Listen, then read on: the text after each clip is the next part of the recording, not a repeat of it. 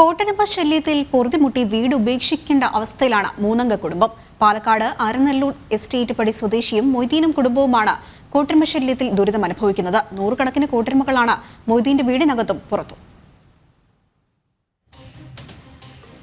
വീടുകളിൽ കോട്ടരുമ അല്ലെങ്കിൽ മുപ്പിളിവണ്ടുകളെ കാണുന്നത് സാധാരണമാണ്.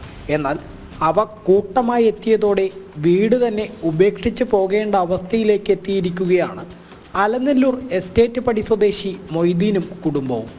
ഒന്നോ രണ്ടോ അല്ല, നൂറുകണക്കിന് കോട്ടരുമയാണ് മൊയ്തീൻ്റെ വീട്ടിൽ പെരുകിയിരിക്കുന്നത്.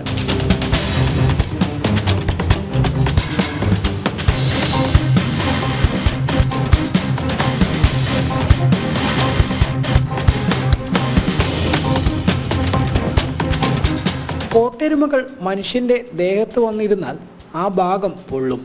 ഇങ്ങനെ മൊയ്തീൻ്റെ കാലിന് പൊള്ളലേറ്റിട്ടുണ്ട്.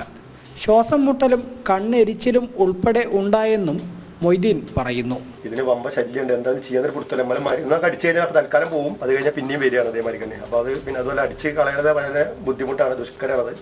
കാരണം ഒരു വിശേഷിച്ച് ഗ്യാസ് ഉണ്ട്. അത് കാരണം പണിക്കാരടക്കം വരില്ല, അത് അടിച്ചു വരി കളയാമെന്ന് പറഞ്ഞു കഴിഞ്ഞാൽ അങ്ങനെയൊക്കെ ഭയങ്കര ബുദ്ധിമുട്ടുണ്ട്. ഇതിനിപ്പോൾ എന്താ ചെയ്യാന്ന് യൂട്യൂബിലൊക്കെ പലരും കാണുന്നുണ്ട്, കേൾക്കുന്നുണ്ട്. അതൊക്കെ എത്രത്തോളം എഫക്റ്റാന്ന് അറിയണില്ല. എന്തായാലും വീട് ഒഴിവാക്കി പോകേണ്ട പോലാണ്.